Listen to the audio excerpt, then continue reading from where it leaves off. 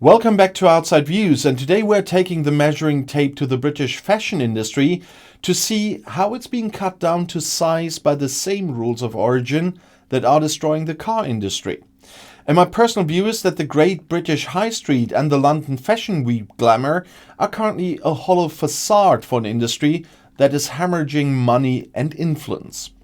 We are already in January 2026, and a devastating new report from Walpole, the body representing the British luxury sector, has just landed like a lead weight in December.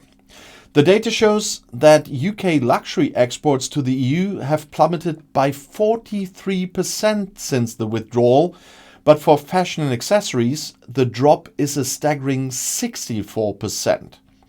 It's absolutely heartbreaking to see iconic British craftsmanship being sacrificed on the altar of a sovereignty that doesn't even allow a designer to ship a sample dress to Paris without 3 days of paperwork and a mountain of fees. The fashion industry isn't just about labels. It's an £81 billion sector that supports nearly 500,000 jobs. And right now, it has one arm tied behind its back. The rules of origin in the textile sector are even more of a labyrinth than they are in the automotive world. To qualify for the zero tariffs promised in the 2021 trade deal, a piece of clothing must generally undergo double transformation, meaning you can't just buy fabric from China, sew it in London, and call it British.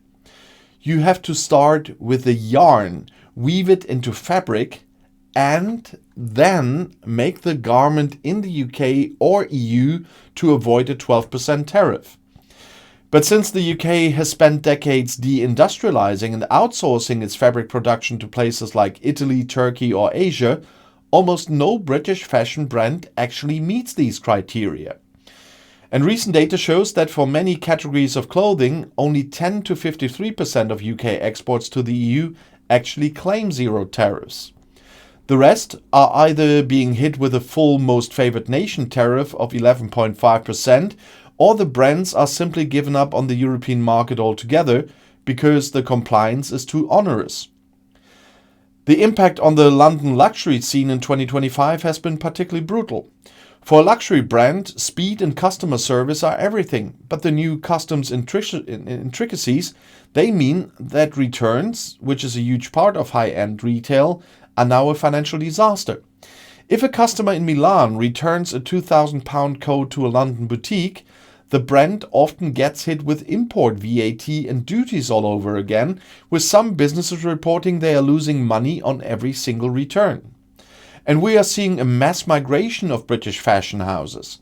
Many are now moving their distribution centers and even their commercial headquarters to the EU, just to stay alive. And Walpole's CEO, Helen Brocklebank, has been vocal last year, stating that while the sector has the potential to reach £125 billion by 2028, it cannot do so while suffering from inconsistent rule enforcement across EU ports.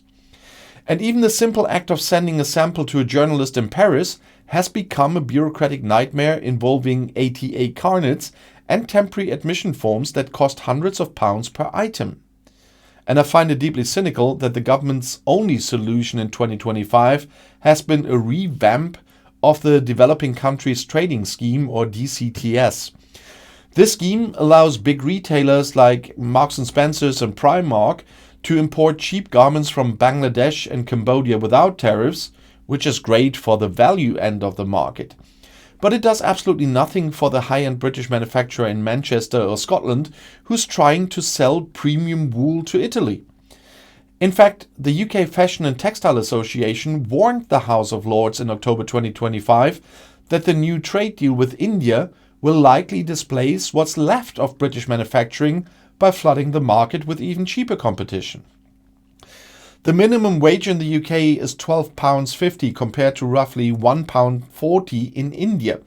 And without the protection of the single market, British textiles are being fed to the sharks. And the outside view is that the cool Britannia of the 90s has been replaced by bureaucratic Britannia in 2025 and further. The fashion industry is being decoupled from its most important market, the EU still accounts for over 32% of luxury exports, even after the 64% drop. And by refusing to join the PM Convention, which we discussed earlier, the government has ensured that a British designer using Italian silk is effectively taxed out of the market. And British fashion is being forced to choose between becoming a niche domestic-only craft or moving its entire soul to Paris or Milan. And the Brexit effect is not a one-time shock. It's a permanent structural decline that is hollowing out one of the UK's most creative and profitable industries. And I bought a lot of their stuff, not the luxury high-end stuff, but still a lot of British textiles while I was living in the UK. I really liked them. But unless there's a radical U-turn on the customs union, and on much more, as you know, Made in Britain will soon be a label found only in museums and not on the runways of Europe.